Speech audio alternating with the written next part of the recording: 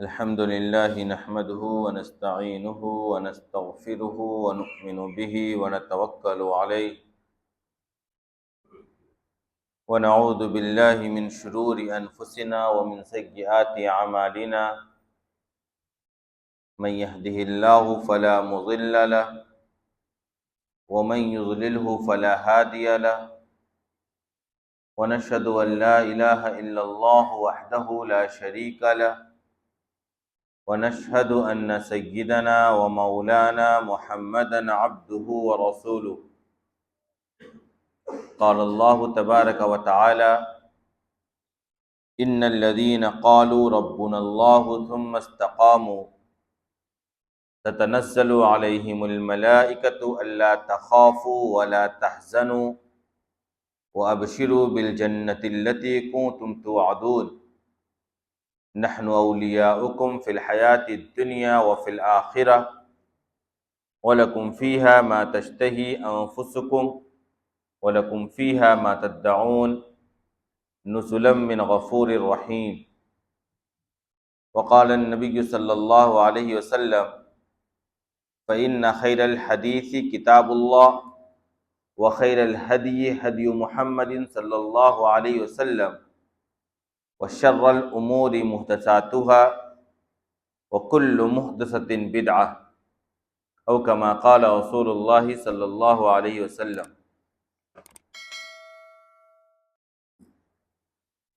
محترم مصلیان کرام،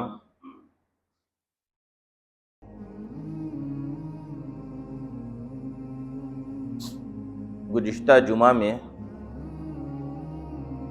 آپ کے سامنے بدعات کے متعلق گفتگو آئی تھی اور میں نے آپ کو یہ بات بتلائی تھی کہ دیکھیے آپ صلی اللہ علیہ وسلم نے حدیث کے اندر ارشاد فرمایا کہ ہر نئی چیز بدعت ہے اور ہر بدعت گمراہی کا ذریعہ اور سبب بنا کرتی ہے۔ نئی چیز سے مراد یہ تھی کہ ہر وہ کام جس کا دین سے تعلق نہ ہو، آپ صلی اللہ علیہ وسلم کی زندگی میں جو چیز ثابت نہ ہو، یا کہ آپ کے بعد صحابہ کے عمل میں جو چیز نہیں پائی جاتی ہو، ویسے عمل کو دین سمجھ کر کرنا جس کا کوئی ثبوت اسلام میں ملتا نہیں ہے، ویسے کسی بھی عمل کا دین سمجھ کر کرنا یہ بدعت ہے، یہی نئی چیز ہے، اور ایسا کام گمراہی کا ذریعہ بنتا ہے۔ اس کے ضمن میں نے آپ کے سامنے پچھلے ہفتے کچھ مثالیں بھی پیش کی تھی کہ کیسے کوئی عمل صرف آپ کے ارادے سے بدعت بن جاتی ہے، آپ کے کسی کام کے صرف ایک غلط طریقے سے کرنے کی وجہ سے وہ کیا ہو جاتی ہے، بدعت بن جاتی ہے، حالانکہ اسی کو اگر صحیح ارادے سے یا صحیح طریقے سے کیا جائے تو وہی عبادت اور سنت والا عمل ہو جاتا ہے۔ جیسے بدعت کے اوپر گفتگو کرتے ہوئے میں نے آپ کو یہ بات بتلائی تھی کہ دیکھیے آپ صلی اللہ علیہ وسلم کا جب بھی نام آئے اس وقت فرط محبت میں اور جذبہ ایثار میں آدمی اپنے انگوٹھے کو اٹھا کر چوم لے، آنکھوں سے مل لے، یہ عین محبت ہے، یہ محبت کا اظہار ہے۔ لیکن اس عمل کو ضروری سمجھ لے آدمی، یا یہ کہ جب بھی آپ صلی اللہ علیہ وسلم کا نام آئے ویسا کرنا اپنے اوپر لازم کر لے، تو یہی عمل بدعت بن جاتی ہے۔ یہی عمل جو جائز یا مباح تھی پہلے سے، وہ کیا ہو گئی؟ بدعت ہو گئی۔ اس کی تھوڑی سی تفصیل آج آپ کے سامنے اور پیش کی جائے گی تاکہ یہ مسئلہ آپ کو صحیح طریقے سے سمجھ میں آ جائے۔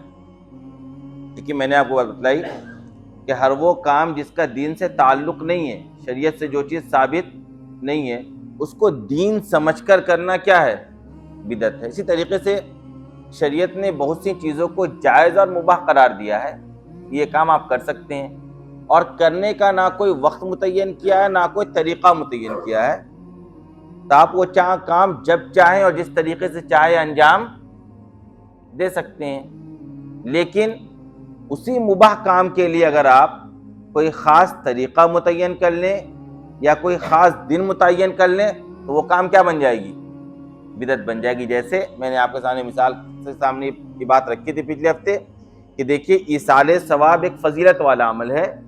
آپ کوئی نیک عمل کریں اور اس نیک عمل کے ذریعے اپنے مرحومین تک ثواب پہنچائیں، یہ فضیلت والا عمل ہے. اس میں آپ کو دوہرا ثواب ملتا ہے. ایک تو اس عمل کے کرنے کا ثواب ملتا ہے، دوسرا اپنے ایک گزرے ہوئے بھائی کے ساتھ جو آپ رحم کا معاملہ کر رہے ہیں، حسن سلوک کا معاملہ کر رہے ہیں، اس کا آپ کو الگ سے ثواب ملتا ہے. لیکن شریعت نے یہ سارے ثواب کے لیے کوئی چیز متعین نہیں کر دی ہے کہ آپ صرف نماز پڑھ کر ہی سارے ثواب کر سکتے ہیں، یا یہ کہ آپ صرف قرآن پڑھ کر ہی سارے ثواب کر سکتے ہیں، یا یہ کہ آپ صرف صدقہ دے کر ہی سارے ثواب کر سکتے ہیں، بلکہ اس میں سے کوئی بھی عمل آپ انجام دے سکتے ہیں. اب اگر آپ نے طے کر لیا کہ نہیں صرف نماز پڑھ کر ہی کسی کو ثواب پہنچایا جا سکتا ہے تو یہ بدعت ہو جائے گی.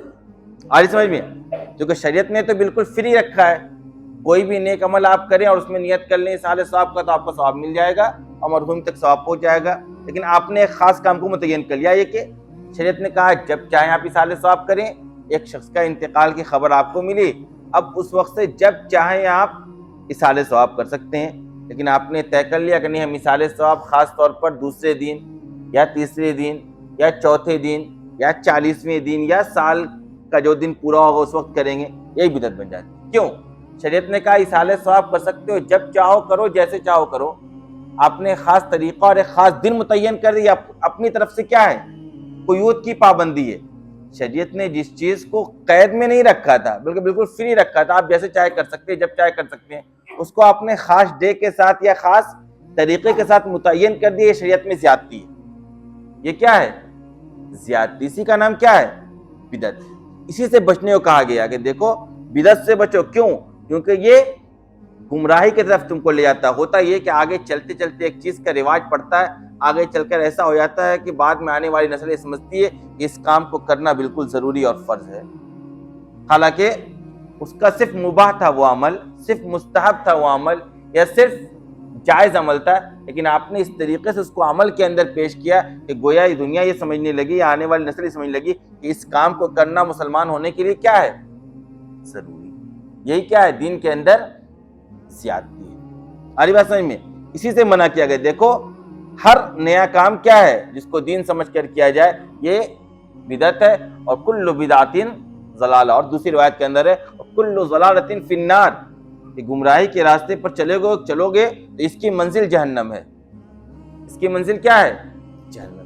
اور بدعت سے کیوں بچایا گیا اس کو آپ سمجھیے. کیونکہ دین جو ہے نا، اسلام خاص طور پر، یہ ایک ایسا مذہب ہے جس کے اندر نہ کسی قسم کی ملاوٹ ہے، نہ اس کے اندر کسی قسم کا نقل ہے، نقل بازی بھی نہیں ہے، نہ یہ کہ اسلام مذہب کسی خاص ماحول یا کسی خاص کلچر سے متاثر ہوتا ہے، ایسی بات بھی نہیں ہے. یعنی اسلام جو ہمارے آپ تک پہنچا ہے وہ اللہ تبارک و تعالیٰ نے ڈائریکٹ فرشتوں کے ذریعے آپ صلی اللہ علیہ وسلم کے قلب اطہر پر اتارا ہے، قرآن کریم کو وحی کی شکل میں، اور پھر آپ نے امت کے سامنے پیش کیا ہے. تو جو سلسلہ چلا رہا، پھر آپ صلی اللہ علیہ وسلم نے جو روایت بیان کی، جو بھی باتیں بیان کی دین کی، وہ صحابہ نے سنا، صحابہ نے آگے اس کو منتقل کیا اپنے بعد والوں کو، انہوں نے اپنے بعد والوں کو، وہ سلسلہ آج تک چلا رہا. میں جو حدیث پڑھا ہوں اپنے استاد سے، میرا سلسلہ 22ویں نمبر پر جا کر آپ صلی اللہ علیہ وسلم سے مل جاتا ہے. یعنی 22 واسطہ ہے 1400 سال کے اندر، جس میں جا کر کہاں مل جاتا ہے نسبت. یعنی ایک حدیث بھی پہنچتی ہے تو پتہ ہے کہ یہ حدیث مجھ سے انہوں نے بیان کی، ان سے انہوں نے بیان کی، ان سے انہوں نے بیان کی، ان سے انہوں نے بیان کی، ان سے فلاں نے بیان کی، اور وہاں سے کرتے کرتے صحابی تک پہنچتا ہے سلسلہ، اور وہاں سے جا کر اوپر آپ صلی اللہ علیہ وسلم تک بات پہنچتی ہے. یعنی اتنا اوتھینٹک ہے دین. نہ سمجھ میں آ رہی ہے؟ اسلام جو مذہب میں جو بھی تعلیمات ہیں ہمارے اور آپ تک جو تعلیمات پہنچی ہے وہ انتہائی کیا ہے؟ اوتھینٹک ہے. اس کے اندر کسی قسم کی کمی یا ملاوٹ یا یوں ہی کوئی بھی چیز کسی نے داخل کر دی، اس میں بہت احتیاط کیا گیا. یعنی ایسا نہیں ہے. یعنی آپ سمجھتے ہوں گے، آپ نے سنا ہوگا کبھی کہ فلاں روایت کمزور ہے. کیوں کمزور ہے؟ باضابطہ کیٹیگری کی گئی کہ جو بیان کر رہا اس کی پوری زندگی دیکھو، پورا بایو ڈاٹا محفوظ ہونا چاہیے. کہیں وہ اپنی زندگی میں جھوٹ تو نہیں بولا کرتا تھا. اگر جھوٹ بولتا تھا تو اس کی روایت قابل قبول نہیں ہوگی. ہو سکتا ہے اس نے حدیث بھی جھوٹی بیان کر دی ہو.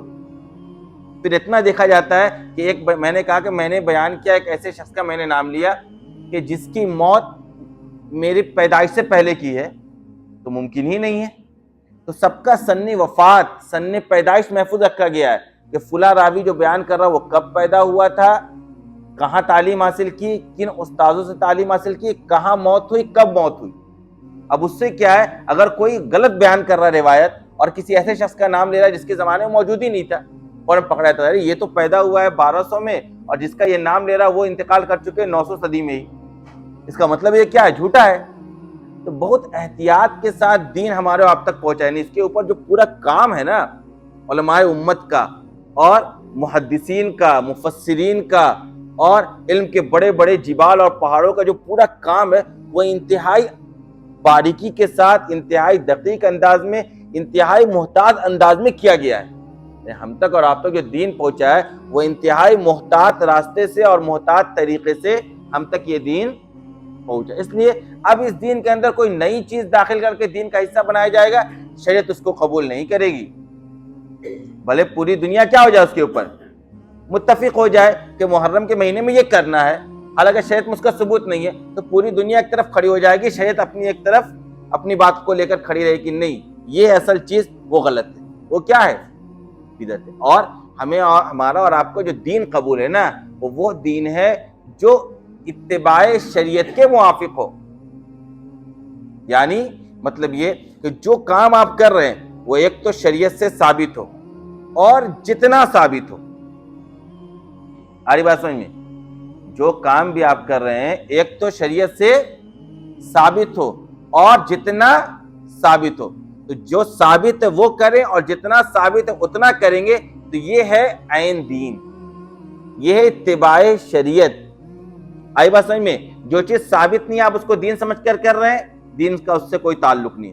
جو چیز جتنا ثابت ہے آپ اس کو بڑھا کر رہے ہیں. جیسے آپ سمجھ لیں محرم کا مہینہ گزر رہا تھا، ہم نے آپ کو شروع محرم میں تقریر میں بتلائی تھی یہ بات کہ محرم کی 10ویں اور 9ویں یا 10ویں اور 11ویں ان 2 تاریخوں کے اندر روزہ رکھنا کیا ہے، نفل ہے.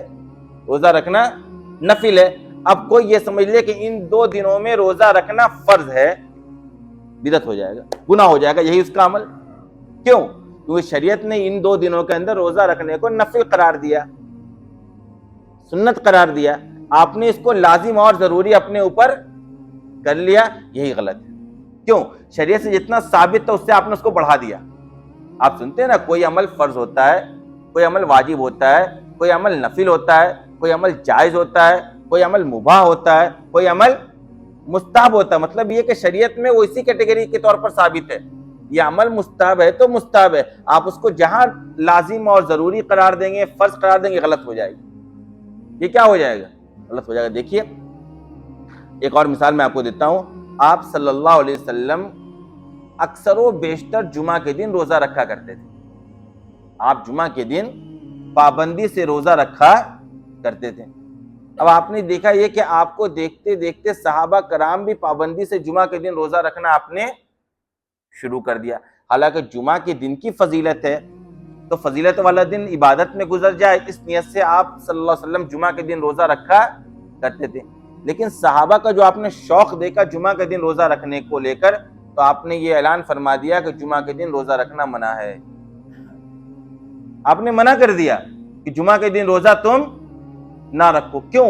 اس وجہ سے کہ جس طریقے سے، جس شوق کے ساتھ اور جس پابندی سے یہ عمل کو انجام دے رہے ہیں آگے آنے والی نسل یہ سمجھے گی کہ جمعہ کے دن روزہ رکھنا فرض ہے. لہذا کوئی عمل فرض نہ ہو جائے عقیدے کے اعتبار سے، عمل کے اعتبار سے، آپ صلی اللہ علیہ وسلم نے اپنی زندگی کے اندر اس سے کیا کر دیا، منع کر دیا. دیکھو صرف جمعہ کے دن روزہ رکھنا منع ہے. اگر رکھنا ہے روزہ تو جمعرات کا دن بھی ملا لو. روزہ رکھنا ہے، میری سنت کی اتباع کرنی ہے، اردو کی 13، 14، 15 تاریخ کو رکھ لو، پیر کے دن رکھ لو، جمعرات کے دن رکھ لو. جمعہ کے دن جس پابندی سے صحابہ رکھ رہے تھے آپ نے منع کر دیا تاکہ آگے چل کر امت کیا نہ سمجھے، اس کو فرض اور ضروری اور لازم نہ سمجھے. تو جو دین قبول ہوگا نا ہمارا آپ کا وہی ہوگا جو شریعت کے مطابق ہوگا. اس لیے ہر کام آپ کو پہلے جانچنا ہوگا. کوئی آپ سے کہہ دے، آج سوشل میڈیا کا دور ہے، کوئی بھی بات سنت کہہ کر لوگ تشہیر کر دیتے ہیں، شیئر کر دیتے ہیں. آپ یہ سمجھتے یہ کام سنت ہے؟ نہیں. کوئی بات آپ دیکھیں، کوئی آپ کو کوئی عمل کرنے کو کہے، آپ جانکار سے اس کی معلومات حاصل کریں کہ شریعت میں یہ بات ثابت ہے کہ نہیں، آپ صلی اللہ علیہ وسلم کی زندگی میں یہ عمل ملتا ہے یا نہیں. کہ آپ کے بعد صحابہ نے یہ کام کیا ہے یا نہیں؟ آپ نے خود ایک روایت کے اندر ارشاد فرمایا دیکھو میرے بعد تم بہت زیادہ اختلاف دیکھو گے، میرے بعد تم بہت زیادہ اختلاف دیکھو گے، لہذا تمہارا کام یہ ہے کہ تم میری سنت کو اور میرے صحابہ جو کہ ہدایت یافتہ ہیں ان کی سنتوں کو مضبوطی سے پکڑے رہنا، ان کے راستے پر تم چلنا۔ تم یہ مت کہو کہ اختلاف دیکھ کر کسی کے پیچھے بھی تم چل پڑو، بلکہ تمہارا کام یہ ہونا چاہیے کہ جو میں نے کیا یا میرے صحابہ نے کیا ہے، خلفائے راشدین نے کیا ہے، انہوں نے جس عمل پر دوام اور استمرار کے ساتھ جس عمل کو انجام دیا ہے، اس عمل کو تم مضبوطی سے عضو علیہا بالنواجذ کا لفظ آتا ہے کہ بالکل جس طریقے سے دانت سے کوئی چیز آدمی مضبوطی سے پکڑتا ہے نا، کوئی چھوڑا نہیں سکتا ہے، ویسے تم میرے اور میرے صحابہ کے راستے کو مضبوطی سے پکڑ کر رکھنا، ایسا نہ ہو کہ کوئی بھی تمہیں کسی بھی طرف ہانک کر لے کر چلا جائے اور کسی بھی عمل کو تم دین سمجھ کر کرنے لگو۔ محرم کے نام پر، ربیع الاول کے نام پر، یا کسی بھی مہینے کے اندر، ہر مہینے کے اندر کچھ نہ کچھ دین کے نام پر ہوتا ہے اور تمہیں سمجھو کہ دین کا عمل ہے اور تم کرنے لگو۔ نہیں، تمہیں بالکل مضبوطی سے کیا کرنا ہے؟ علیکم بسنتی وسنت الخلفاء الراشدین المہدیین۔ تمہارا کام یہ ہے کہ تم بالکل مضبوطی کے ساتھ میری سنت کو اور خلفاء راشدین کو سنت کو مضبوطی سے پکڑے رہو۔ یعنی جو بھی ہمیں اور آپ کو عمل کرنا ہے، جس چیز کو بھی ہمارا آپ دین سمجھ رہے ہیں، وہ وہی دین ہے جو شریعت سے ثابت ہے، جو قرآن سے ثابت ہو، جو آپ صلی اللہ علیہ وسلم کی حدیث سے ثابت ہو، جو صحابہ سے ثابت ہو، یا جو اجماع امت سے ثابت ہو، یا جو قیاس سے ثابت ہو۔ یعنی کچھ چیزیں جس سے، کچھ دلیل ایسی جس سے ثابت ہو تب دین سمجھا جائے گا۔ اجماع امت کا مطلب یہ کہ کوئی نیا مسئلہ آج کی دنیا میں پیش آ گیا، اب وہ جائز ہے یا ناجائز، حلال ہے یا حرام، اب اس زمانے کے جو علماء کی پوری کمیٹی ہو، پوری تنظیم ہو، پوری جو ٹیم ہو، وہ غور و فکر کر کے جو رائے طے کر لے، جو رائے بنا لے، اس رائے کو بھی تم شریعت کا حصہ سمجھو گے اور اسی کے مطابق تم زندگی گزارو گے۔ یا قیاس سے بہت سارے مسائل ثابت، جیسے آپ دیکھ لیں شریعت کے اندر آپ جا کر دیکھیں گے شراب حرام ہے، کیا حرام ہے؟ شراب حرام ہے، لیکن کہیں آپ جا کر دیکھیں گے آج کل نشہ کی کئی چیزیں ہیں جس کو لوگ استعمال کرتے ہیں، ان کا نام آپ کو نہیں ملے گا، جیسے ہیروئن، گانجا، چرس، یہ وہ چیزیں ہیں جس کو آپ جا کر ڈھونڈیں گے قرآن و حدیث میں تو کہیں آپ کو یہ لفظ ملے گا ہی نہیں ملے گا، تو آپ کہیں کہ اس کا استعمال حرام نہیں ہوگا، کیوں؟ شریعت نے تو شراب کو حرام قرار دیا، تو کہا گیا نہیں یہ بھی حرام ہے۔ کیسے حرام ہے؟ یہ اس طریقے سے حرام ہے کہ ہم نے یہ دیکھا کہ شریعت نے شراب کو حرام کیوں دیا ہے، کیوں قرار دیا ہے؟ شریعت نے شراب کو جو حرام قرار دیا اس کی علت جا کر دیکھی گئی تو یہ ہے کہ شراب سے نشہ پیدا ہوتا ہے۔ شراب کیا ہے؟ نشہ آور چیز ہے۔ لہذا اب ہم نے دیکھا کہ یہ جو ہیروئن ہے یا چرس ہے یا گانجا ہے یا دیگر وہ تمام اشیاء جس کو لوگ استعمال کرتے ہیں نشے کے لیے، اس کے اندر نشہ پیدا ہوتا ہے کہ نہیں ہوتا ہے؟ نشہ پیدا ہوتا ہے۔ لہذا نشہ پیدا ہونے کی وجہ سے جس طریقے سے شراب کو حرام قرار دیا گیا تھا، اسی طریقے سے ان چیزوں کو بھی حرام قرار دیا جائے گا۔ بعد کا مفتی، بعد کا قاضی اس کو حرام قرار دے گا تو یہ بھی کیا ہوگی؟ حرام ہوگی۔ کیوں؟ کیونکہ اس کو قیاس سے ثابت کیا گیا۔ یہ بھی کیا ایک مضبوط دلیل ہے جس سے شریعت اور دین کی چیزیں ثابت ہوتی ہیں۔ تو یہ ساری چیزیں ہیں دین کی، اس کے مطابق آپ زندگی گزاریں گے اور اس کے مطابق جو آپ کی زندگی گزرے گی تب آپ کے لیے بشارتیں ہیں قرآن و حدیث کے اندر۔ میں نے قرآن کریم کی ایک آیت تلاوت کی، ان الذین قالوا ربنا اللہ ثم استقاموا، کہ دیکھو جن لوگوں نے یہ کہا کہ ہمارا رب کون ہے؟ اللہ ہے، ہم اس کے علاوہ کسی اور کی عبادت نہیں کرتے، اس کے سامنے کسی اور کو سجدہ نہیں کرتے، اس کے علاوہ کسی اور سے دعائیں نہیں مانگتے، اس کے علاوہ کسی اور کے لیے کسی قسم کا اختیارات ثابت نہیں کرتے، وہی ہمارا خالق ہے، وہی مالک ہے، وہی رازق ہے، وہی شفا دیتا ہے، وہی موت حیات ہر چیز کا مالک ہے، آسمان زمین سورج چاند ستارے پہاڑ سب چیزوں کا مالک کون ہے؟ ہمارا رب ہے، وہی سب کی پرورش کر رہا ہے۔ جس نے یہ بات کا اقرار کر لیا، یعنی ایمان لے آیا، زبانی طور پر اس نے اقرار کیا، اللہ کے لیے تمام صفات جس نے ثابت کی، ثم استقاموا، اور پھر اس کے بعد استقامت کے ساتھ اس پر جمع رہا۔ اب استقامت کے ساتھ جمع رہنے کا کیا مطلب ہے؟ کئی تفسیریں بیان کی گئی اس کی۔ استقامت کے ساتھ جمع رہنے کا مطلب یہ کہ عمل صالح اس نے کیا، صرف زبانی اقرار نہ ہو بلکہ اس کا کردار، اس کا اخلاق، اس کی روزمرہ زندگی، اس کی معاشی حالات سب کے سب کیا ہو؟ شریعت کے مطابق و اعمال صالحہ سے اپنے آپ کو کیا کر رہا ہے؟ وہ مزین کیا، آراستہ کیا۔ استقامت کا ایک مطلب یہ بیان کیا گیا کہ اس نے اعمال صالحہ کو اخلاص کے ساتھ انجام دیا۔ کوئی بھی نیک عمل کر رہا، اس کا مقصد ہے اللہ کی رضا، کوئی بھی کام کر رہا ہے اللہ کی خوشنودی اس کے پیشے نظر ہے، وہ کسی دنیا والے کو خوش کرنے کے لیے، کسی کو دکھلانے کے لیے، دنیا میں واہواہی لوٹنے کے لیے وہ نیک عمل انجام نہیں دے رہا، بلکہ اس کا مقصد کیا ہے کہ میرا رب راضی ہو جائے، میرا رب خوش ہو جائے، میری رب کی رضا مجھے حاصل ہو جائے، اس کے لیے وہ نیک عمل کر رہا ہے۔ اور ثم استقاموا، استقامت سے ربنا اللہ کہنے کے بعد، اللہ کا اقرار کر لینے کے بعد، اللہ کی وحدانیت کا اعلان کر لینے کے بعد وہ استقامت سے جمے رہا، اس کا مطلب یہ ہے کہ اس نے ایمان کے جو بھی مقتضیات ہیں، یعنی جن جن چیزوں کے کرنے کا شریعت نے حکم دیا ہے اس کو کر رہا ہے، اور جن جن چیزوں سے رکنے کا اور پرہیز کرنے کا شریعت نے حکم دیا ہے اس سے وہ بچ رہا ہے اور پرہیز کر رہا ہے۔ جنہوں نے اس طریقے سے زندگی گزاری، یعنی جو شریعت میں ثابت ہے اس کو کر رہا ہے، جو ثابت نہیں ہے اس سے بچ رہا ہے۔ کہا گیا سنت کو پھیلاؤ، سنت کے مطابق زندگی گزارو، وہ سنت کے مطابق زندگی گزارا۔ کہا گیا بدعت سے بچو، تو وہ بدعات و خرافات سے بچ رہا ہے۔ جس نے اس طریقے سے زندگی گزاری اس کے لیے کیا بشارت ہے؟ قرآن نے کہا تتنزل علیہم الملائکہ الا تخافوا ولا تحزنوا وابشروا بالجنۃ التي كنتم توعدون۔ ان کے لیے بشارت یہ ہے کہ جب وہ قیامت کے دن اپنے قبروں سے اٹھائے جائیں گے نا، دوبارہ جب زندگی ہوگی، باس بادل موت کا جب سامنا ہوگا اور بالکل ہولناک منظر ہوگا، ہر کوئی اپنے قبروں سے اٹھ کر میدان محشر کی طرف رواں دواں ہو رہا ہوگا، دوڑ اور بھاگ رہا ہوگا، اس وقت ان کے فرشتے ان کو کہیں گے تتنزل علیہم الملائکہ، فرشتے اس وقت اس کے اوپر اتریں گے اور اس کو کہیں گے اللہ تخافوا، دیکھو تمہیں ڈرنا نہیں ہے، ولا تحزنوا، تمہیں کسی قسم کے غم میں مبتلا نہیں ہونا ہے، تمہارے لیے نہ آج کوئی خوف ہے نہ کوئی ڈر ہے۔ کیوں؟ کیونکہ تم نے ربنا اللہ کہا تھا اور استقامت کے ساتھ زندگی گزاری تھی، ہر حال میں شریعت کو مضبوطی سے پکڑ کر تم نے اپنا وقت دنیا کے اندر طے کیا تھا۔ لہذا آج معاملہ یہ ہے کہ لا تخافوا ولا تحزنوا، نہ تمہیں ڈرنا ہے نہ خوف کرنا ہے، تمہارے لیے کسی قسم کی ٹینشن کی آج کوئی بات نہیں ہے، بلکہ وَأَبْشِرُوا بِالْجَنَّةِ الَّتِي كُنْتُمْ تُوعَدُونَ، بلکہ دنیا کے اندر تم سے جس جنت کا وعدہ کیا جا رہا تھا نا، اس کی خوشخبری آج تم سن لو۔ آج تمہارے لیے اس جنت کا فیصلہ ہونے والا ہے۔ جس جنت کی خواہش میں تم نے دنیا کے اندر شریعت کے مطابق زندگی گزاری، سنت کے مطابق زندگی گزاری، وہ جنت آج تمہاری کیا ہے؟ منتظر ہے، اور جنت کا فیصلہ تمہارے لیے کر دیا گیا ہے۔ آج قیامت کے دن جو یہ خطرناک منظر ہے، اس میں تمہیں کوئی خوف اور غم پیدا ہونے والا نہیں ہے۔ اس کے بعد وہ فرشتے کہیں گے نحن اولیاؤکم فی الحیات الدنیا وفی الآخرہ، کہ ہم دنیاوی زندگی میں بھی تمہارے دوست تھے، تمہاری حفاظت کیا کرتے تھے، تم پر اللہ کی رحمت لے کر نازل ہوا کرتے تھے، اور آخرت میں بھی آج تمہارے ہم کیا ہیں؟ دوست ہیں۔ سن لو وَلَكُمْ فِيهَا مَا تَشْتَهِي أَنفُسُكُمْ وَلَكُمْ فِيهَا مَا تَدَّعُونَ، آج تم جو خواہش کرو گے اب جنت کے اندر وہ تمہارے سامنے حاضر، جو چیز تم مانگو گے وہ تمہارے سامنے حاضر۔ حدیث میں آتا ہے کہ ایک پرندہ اڑ رہا ہوگا، انسان کے دل میں خواہش ہوگی اس پرندے کا بھنا ہوا گوشت ملے، یہ خواہش ہونی ہے، فوراً تشتری میں سامنے بھنا ہوا گوشت حاضر۔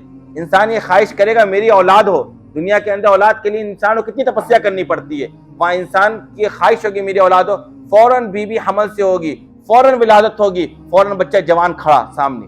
وَلَكُمْ فِيهَا مَا تَشْتَهِي أَنفُسُكُمْ، قرآن نے وعدہ کیا کہ جو بھی تم خواہش کرو گے، جس چیز کی بھی طلب کرو گے، تمہارے دل میں کوئی بات آنی چاہیے، فوراً تمہارے سامنے کیا ہے؟ حاضر ہے۔ وَلَكُمْ فِيهَا مَا تَشْتَهِي، جو تم مانگو گے، جو دل کرے گا مانگو گے، فوراً تمہارے سامنے حاضر ہے، لیکن شرط کیا ہے؟ ثُمَّ اسْتَقَامُوا، اللہ کا صرف زبانی مسلمان مت بنو، بلکہ تمہارا عمل کیا ہو؟